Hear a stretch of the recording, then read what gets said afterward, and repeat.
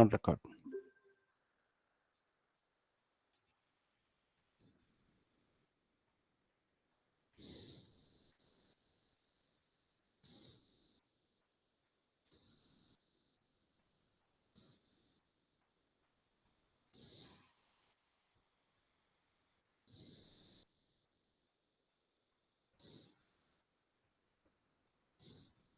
I will upload the problems on Moodle. You can have a go. DSC, I mean, the people who cannot attend the session tomorrow, you can have a look at the problems and try to solve it yourself. If you have any difficulty, you can approach me or TAs. I will give you more details about the TA and the time to contact them and all that. That I will update it on Moodle.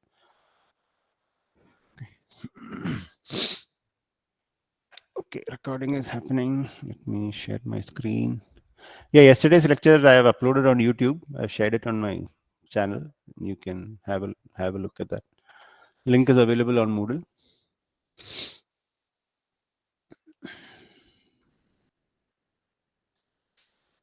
Okay, I think you've seen. I think you have seen my screen. Yeah, so yesterday we looked at a few basic concepts of linear algebra which we'll be using, and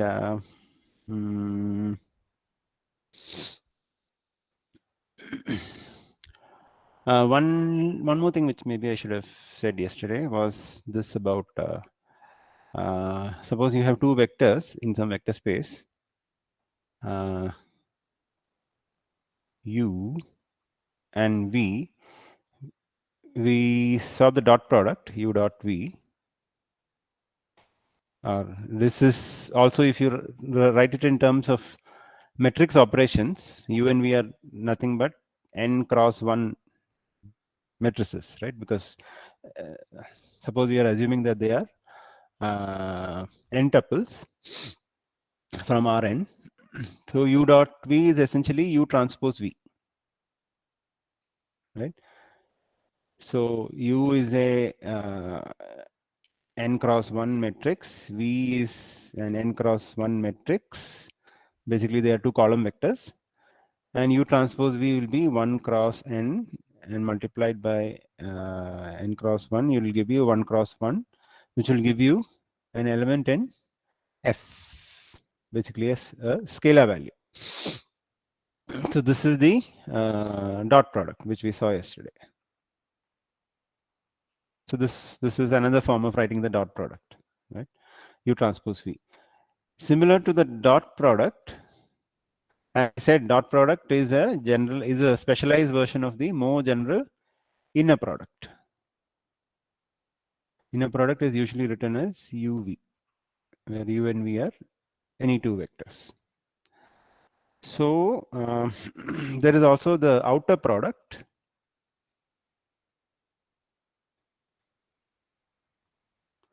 Outer product between two vectors u and v in r raised to n is u v transpose.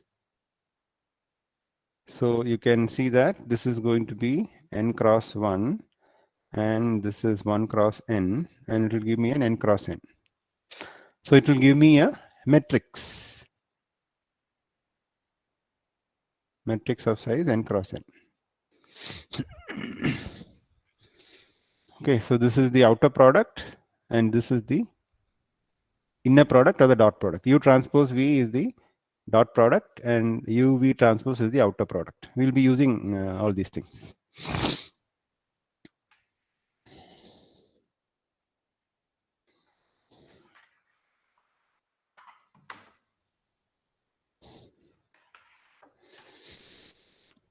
Fine. So let us go to another set of reviews now, in which we will start looking at quickly about probability. Okay, because I don't want to spend too much time on these. I'm assuming that you already have some background, but as and when more detailed concepts are required, maybe we'll cover it during the lecture itself. So Again, most of this material I've taken from Bishop, or I'd say some of this material is taken from Bishop. Other stuff I've taken from this some standard probability textbook, maybe Sheldon Ross. I think many people are familiar with Sheldon Ross's book.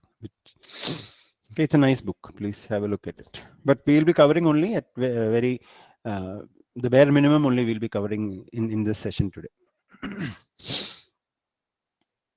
So generally, there are two views of probability.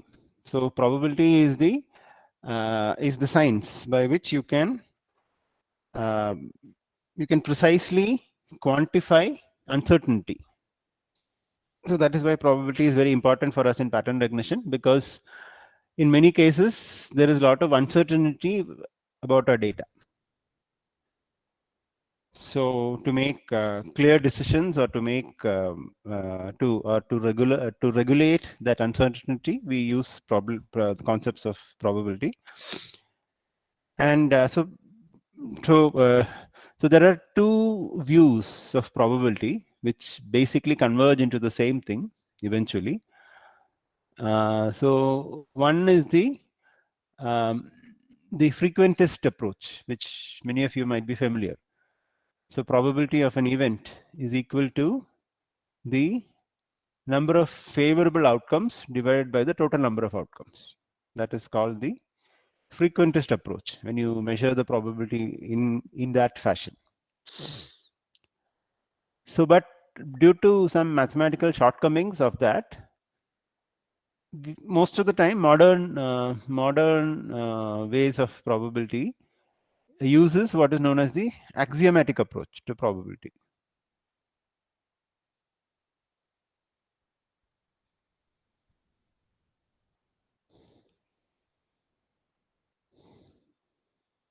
In the axiomatic approach, probability is defined by a set of axioms, and various propositions are derived from those fundamental axioms. So so we are dealing with random experiments. So that means those are experiments whose outcome is uncertain. There is always something which we cannot predict about such outcomes. And so those are random experiments. And random experiments have a sample space. So we define the set of all possible outcomes of the event of interest, of the experiment of interest, is the sample space, and a subset. And so right now, let us assume that the sample space is discrete and countable. Okay, so currently, let me just say sample space S. We are going to assume right now that it is discrete and countable. So this assumption is needed for us. Otherwise, there are some mathematical difficulties when you are dealing with uncountable sample spaces. So that we will not get into that now. So right now we will assume that the sample space is discrete and it is countable. And in some sense we can, and I think an additional restriction is that it is also finite. Okay. So so an event, what is an event? Event is a subset of a subset of the sample space.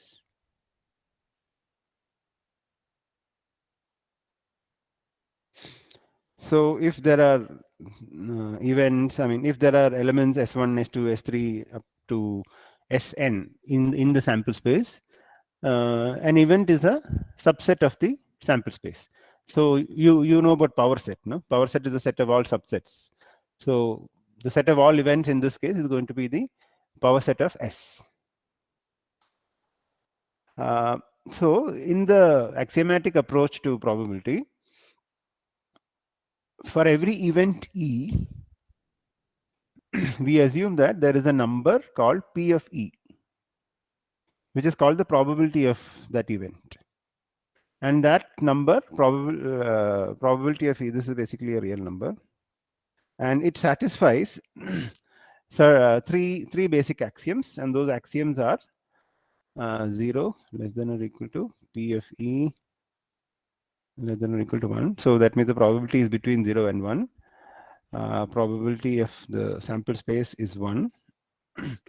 And if events are mutually exclusive, we have probability of union of, let's say, events EI I equals 1 to infinity, let's say, is equal to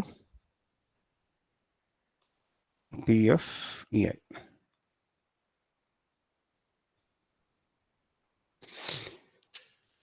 Essentially, are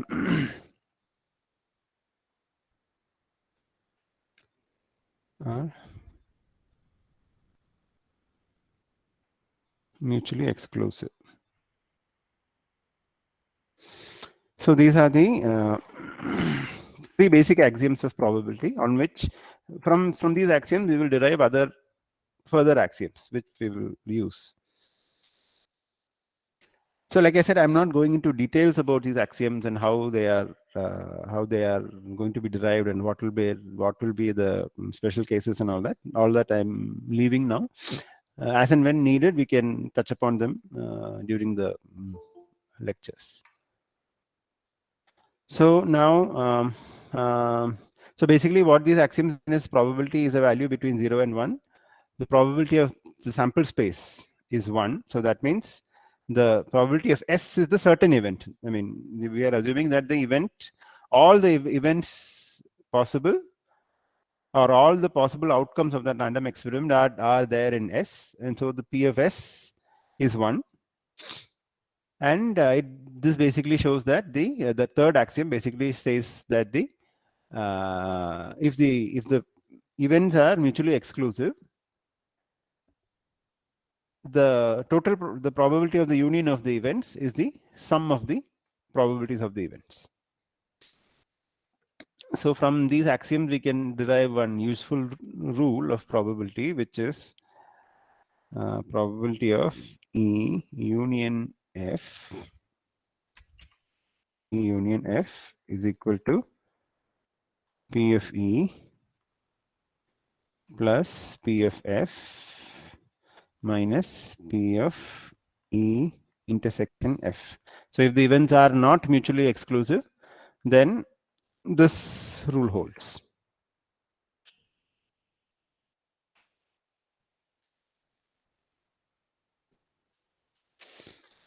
Fine. So those are the basic rules which we will use. So now, after we've seen some of those axioms, now we should get into the idea of what is a random variable.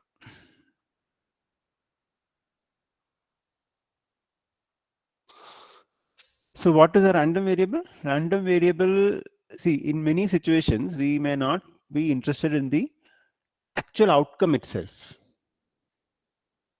We may want to quantify that outcome into some number. Or basically we want a mapping from that outcome to some number on which we can calculate things. So a random variable basically does that. A random variable is basically a mapping from the sample space to R.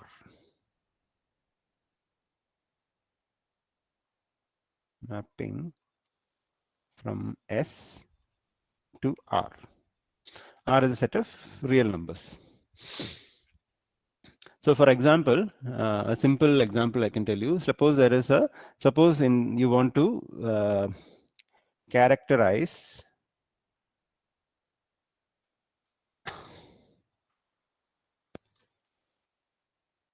motor accidents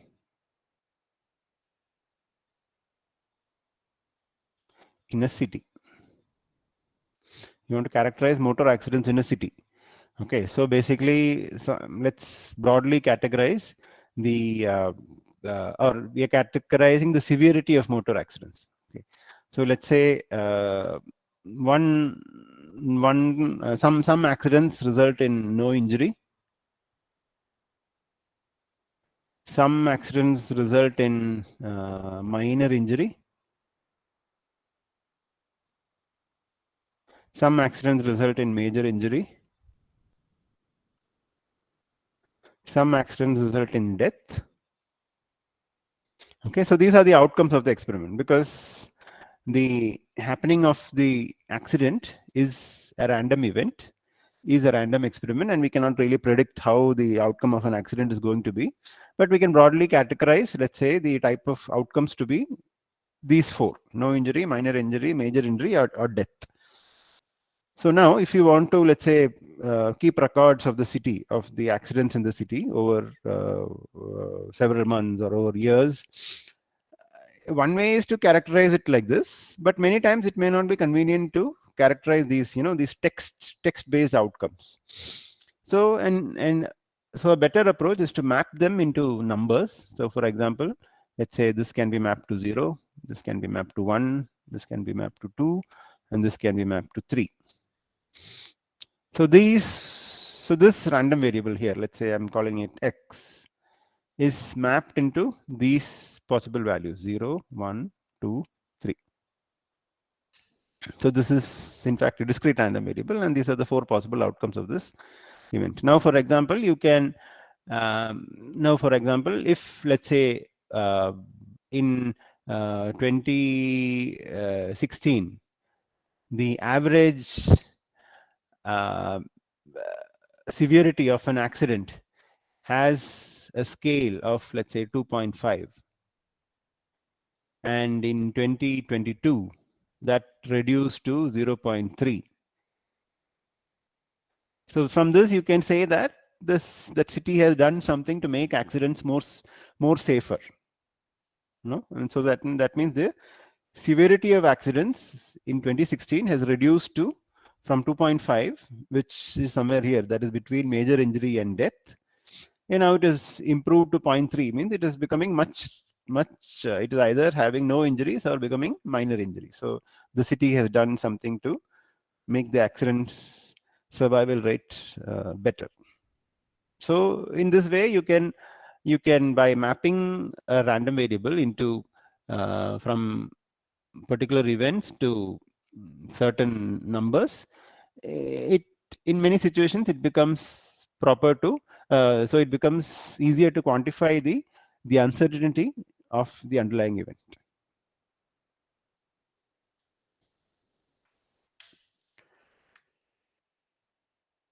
Okay, any questions at this point? So remember, random variable is not a variable, it's a misnomer. Random variable is a function. Random variable is a function from a set to the set of real numbers.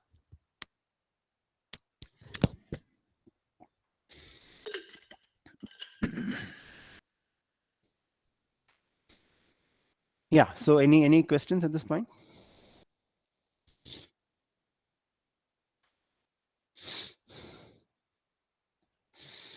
Okay, so now there are important concepts which we will now use, again based on the idea of a random variable. So right now let us stick to discrete random variables. So discrete random variables mean the outcomes are discrete, from a discrete set, from a countable and discrete set. So this material I've taken from Bishop. You can have a look at that, but the first chapter in Bishop will give you a summary of at least these topics. So suppose there are two random variables, x and y. They are discrete random variables, and x takes the values x1, x2 up to, let's say, xm.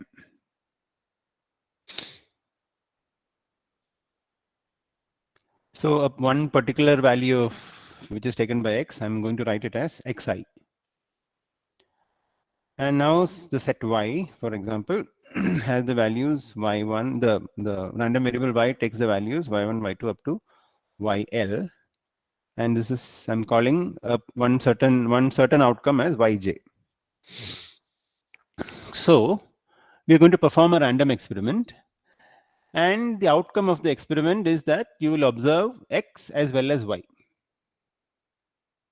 So for example, the random experiment could be like a very simple random experiment is maybe you're tossing a coin, and then after the coin is tossed and you're rolling a die. So there are two outcomes. Maybe X could be, for example, H comma T. The values of X could be H comma T, head and tail. The values of Y could be 1, 2, 3, 4, 5, 6. So in this case, what are the possible outcomes which can happen? It will be head 1, head 2, head 3 up to head 6, tail 1, tail 2, tail 3 up to tail 6. So these are this forms your sample space.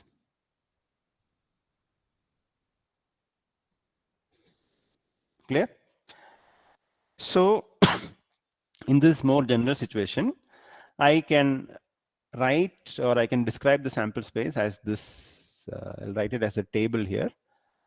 Basically, it will have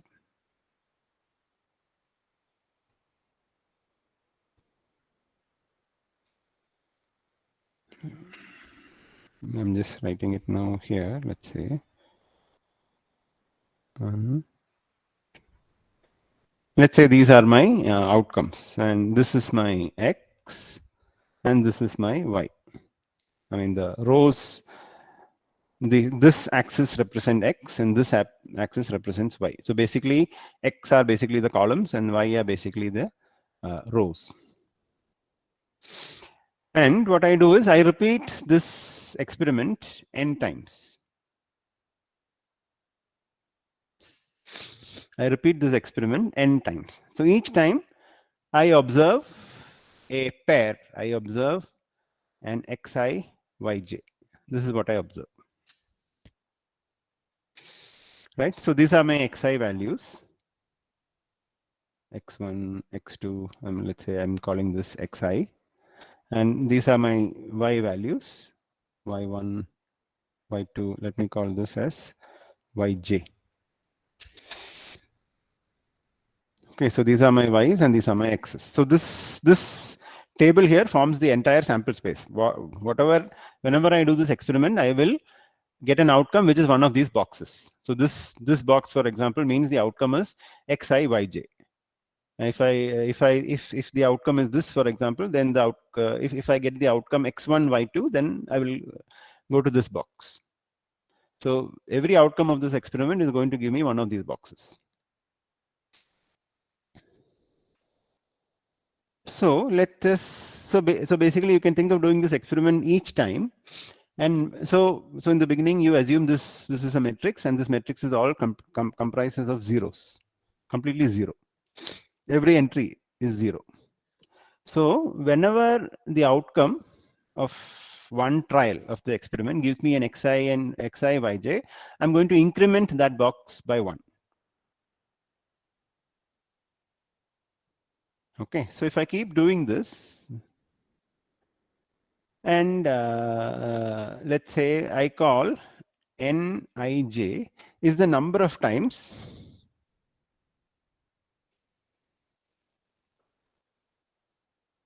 X has become Xi and Y has become Yj. So Nij is the number of times X has become Xi and Y has become Yj. So basically, so if I do this experiment like how I described, incrementing the counters one by one, eventually all these cells will get filled.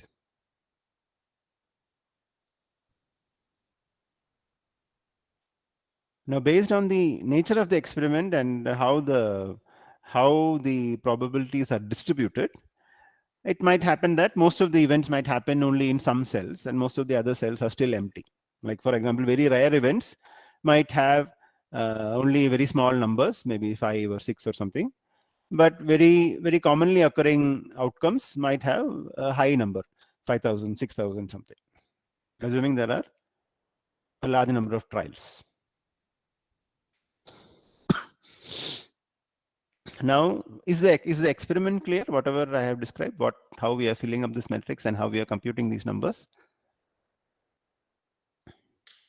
In fact, I think this will be a good programming assignment to do. Anyway, we'll see.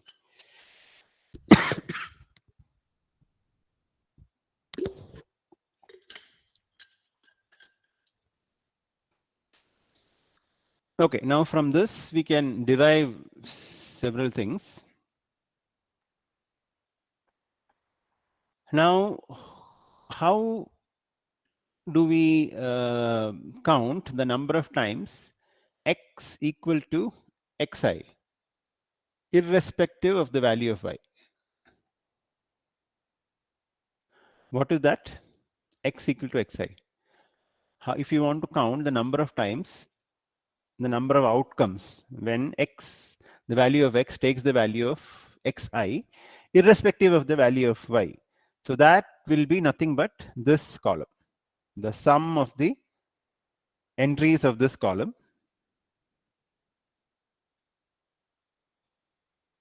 correct? Because this plus this plus this plus this will all pertain to x equal to xi. And let me call that as ci. Similarly, the number of times y equal to yj, irrespective of x, will be this row, right? So this is when yj, when the value of y is yj, we don't care about the value of x. So x can take x1, x2, x3 up to xm. Any of these values can be possible for x, but yj is the only value we are looking at right now. So let me call that as rj.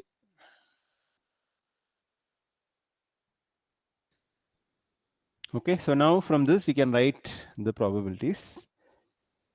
Let me call it, let's say P of x equal to xi, y equal to yj is nothing but nij by n as n tends to infinity. Basically, it is a number of times you get nij as the number of trials as the number of trials keeps on increasing for a very large number of trials. So this is essentially equal to the probability that x equal to xi, y equal to yj. So actually this is what is called as the, what is this called? This is called the, what is this probability called?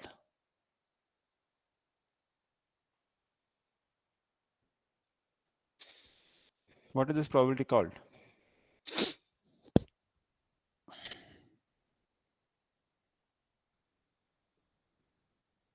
What is this probability called? Somebody has to say something. Dishti, Oberoi, are you there?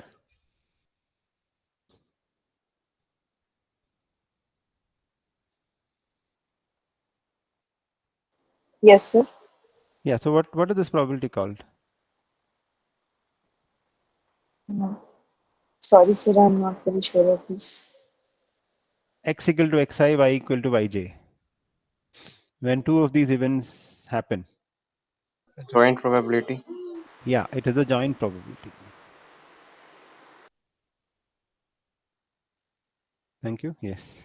So this is a joint probability when, so this is jointly these two events are happening. X is taking on the value xi, y is taking on the value yj.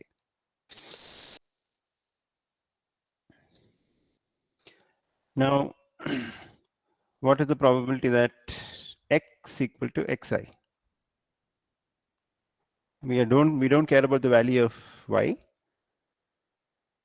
What is the probability? We have done this experiment n number of times, and this is quantified by ci, what we want. So in this case, this is ci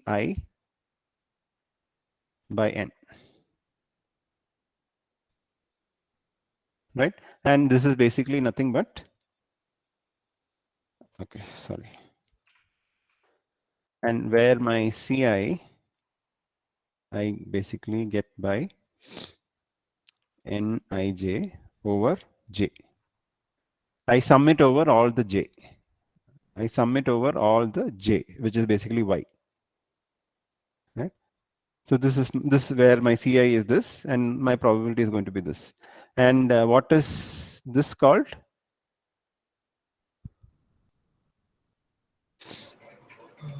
Marginal probability. Yeah, this is the marginal probability.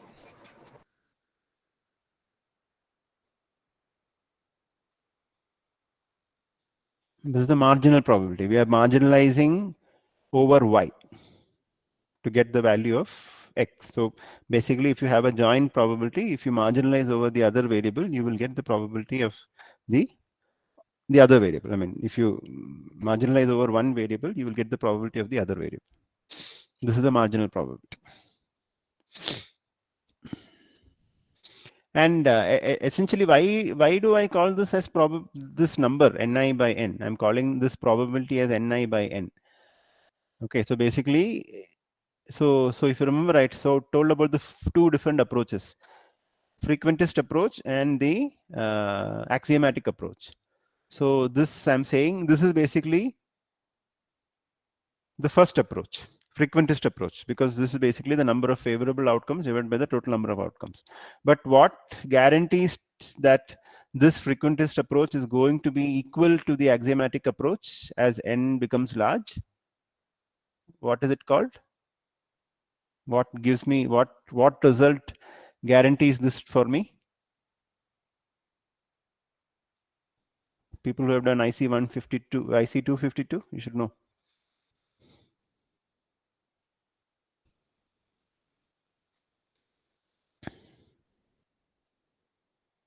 This is the strong law of large numbers.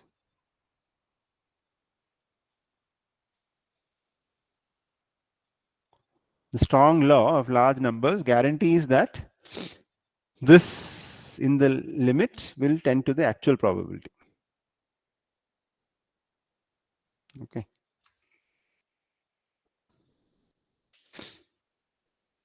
I want to stay on this page only.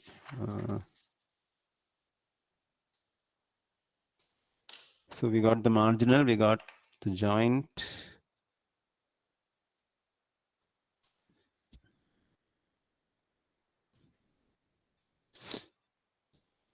I mean, I can just rewrite what I just wrote here.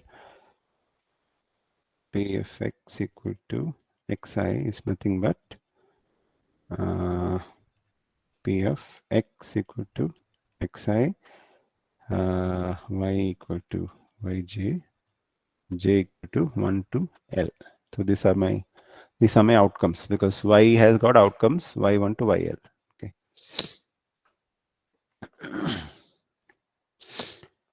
Now one more thing which we will use. Now again, consider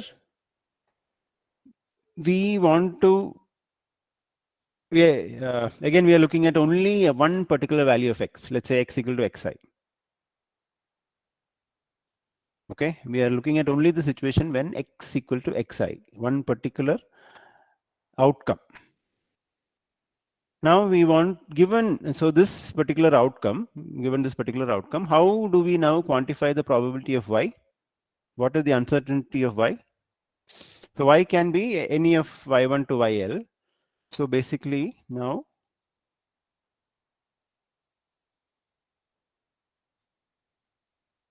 P of, basically what we want to know is P of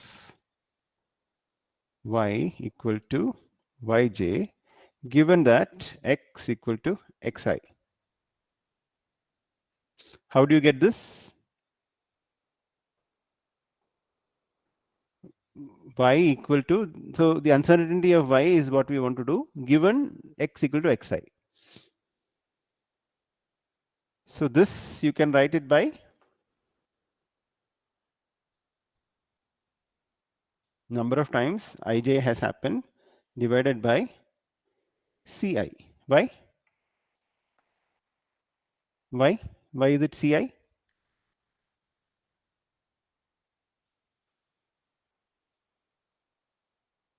P of y equal to yj given x equal to xi. So for a particular xi, what is the uncertainty of y? So that I write it as nij, because nij is essentially for any particular cell divided by ci. Here I is fixed. I does not change. Why is this happening? What is this? What is this called? This is nothing but the What is this called? Conditional probability. This is the conditional probability.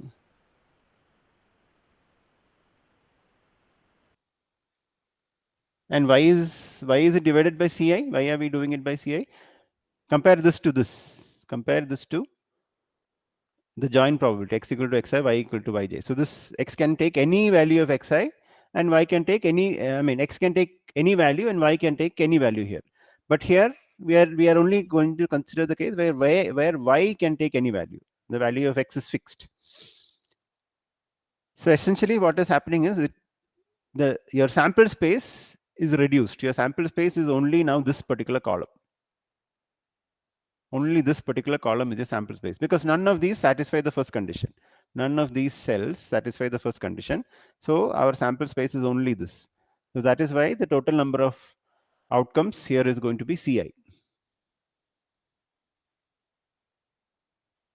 So again, this is the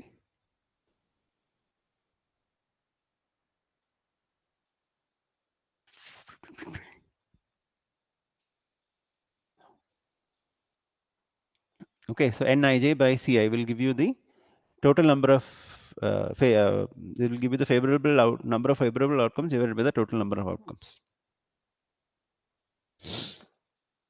Now, given all these results, we can put together some of these things and write down, let's say, the joint probability P of x equal to xi, y equal to yj. This we just saw as Nij by n, which I will also write it as Nij by Ci into Ci by n, which is nothing but, what is Nij by Ci? Nij by Ci is this, what we just saw above. So this is nothing but P of y given yj given x equal to xi. And what is Ci by n? What is Ci by n? Ci by n is P of x equal to xi. From here, P of x equal to xi.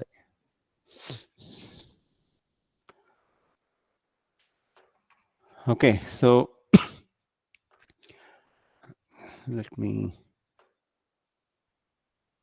take here. So what to consider this as well as this. So essentially we can rewrite this. If I write the notation a little simpler, what basically I'm writing here is P of x is equal to P of xy over y. So here, when I just write P of x, it means we are you're computing the probability of one particular value of x. Okay, so here it means there is some xi which this x takes from some particular value of xi, and similarly here y takes some particular value of yj. So this is this, and this notation, this what we wrote here, I can also write it simpler as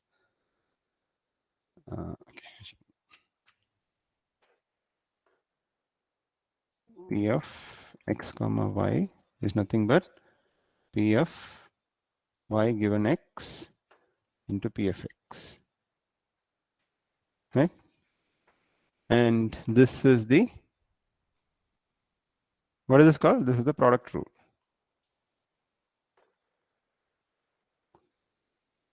And this is the sum rule.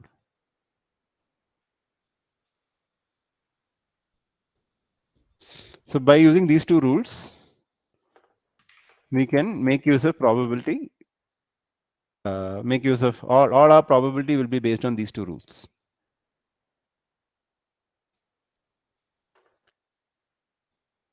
And immediately as a consequence of all what we wrote of these two rules, because we have P of xy is same as P of yx, From this, we have P of xy is equal to P of y given x into P of x. This is my product rule. This is also same as P of x given y into P of y. And from this, we get P of y given x is equal to P of x given y into P of y by P of x. And what is this called? What is this? Bayes theorem. Yeah, this is Bayes theorem. Bayes rule.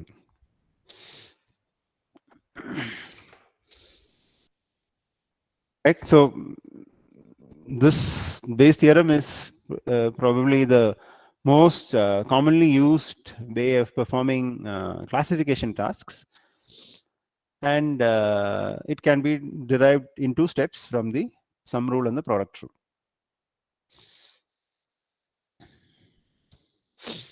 So we will come back to Bayes theorem after some time.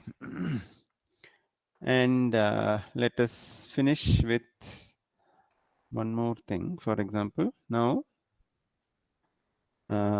if P of x given y is equal to P of x, then we have P of xy is equal to P of x into P of y. So this basically is the idea of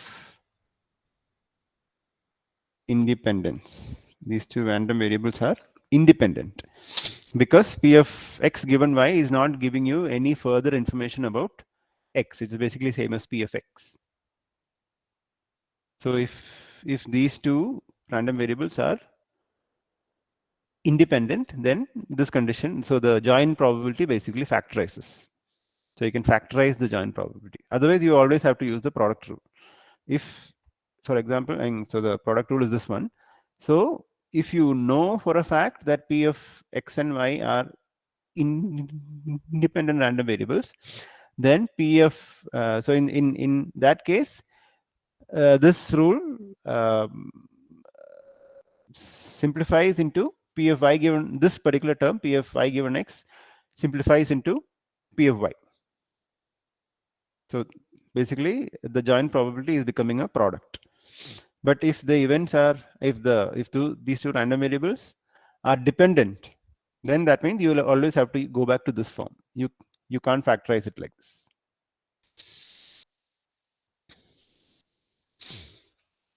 Okay, enough of lectures. So maybe I should ask you a couple of questions. For example,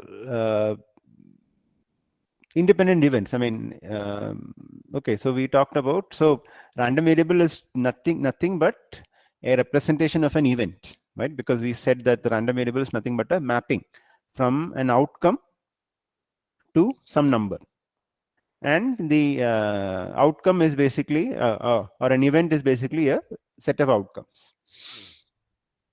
So essentially, this random variable is personifying an event. Okay, so now we mentioned about events which are independent.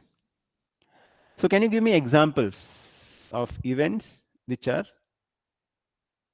independent? Can you give me examples of events in real life which are independent? Yes.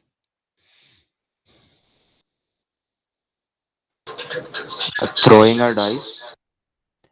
Yeah, dice and coin and all, leave that. You tell me about real life.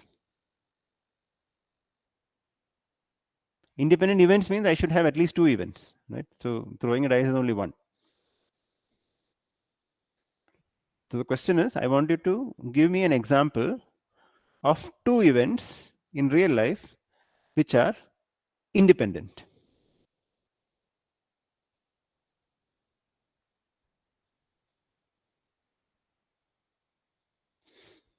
I'll give you the first event. I'll give you an example. The event is that you are watching a movie in a theater, in a multiplex.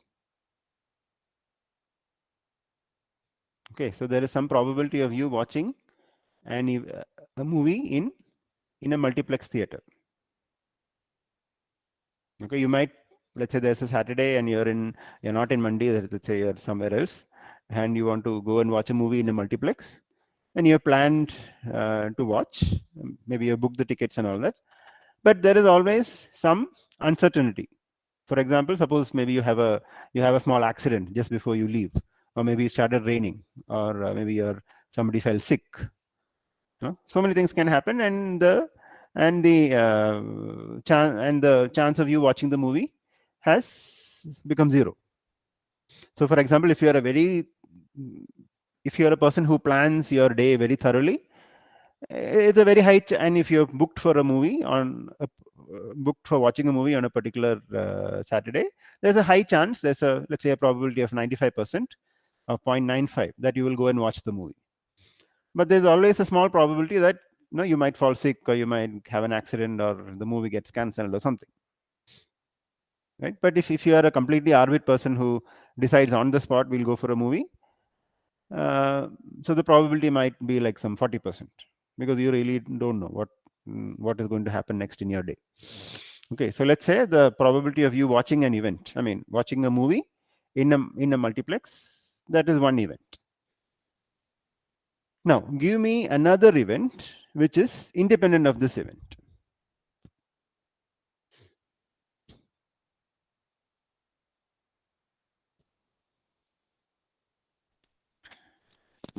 Good or bad? Sorry, Being good or bad? I can't hear what you're saying. Someone gives a gift. Yeah, in some sense it can be independent. So the probability that one event is that you're going to go and watch a movie in the multiplex. The second event is that somebody gives you a gift. Okay, they are independent in some sense. But suppose, let's say for example, suppose you're planning to watch a movie on your birthday. Then these two events are dependent, are no longer independent, right? Because if you're watching a movie, there's a high probability that you're going to get a gift because it's your birthday. Okay, so that is fine. Any other event which you can say? I can't see. Getting a free meal in a restaurant. Okay, sunrise, the time of sunrise. Okay, yeah. Now, for example, what about the event? Suppose the first event is the movie, watching the movie. The second event is that you have an ice cream on that day. Are these two events independent? Yes. Independent? Does everybody agree?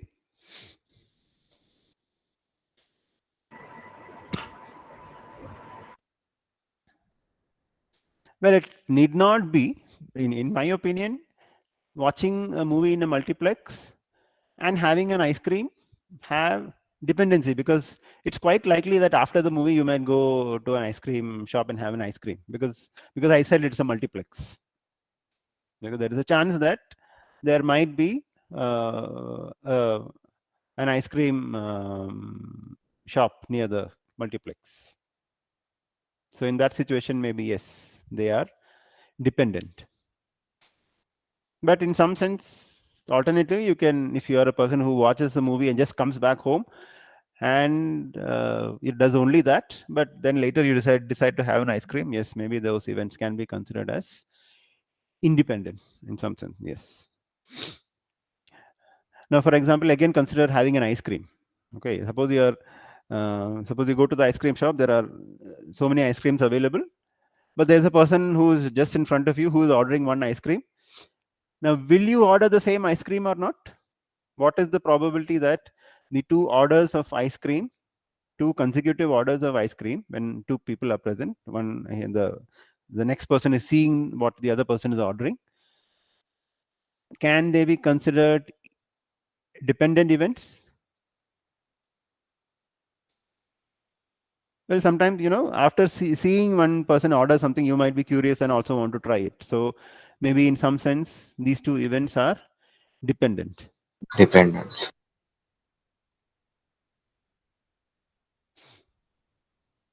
Okay.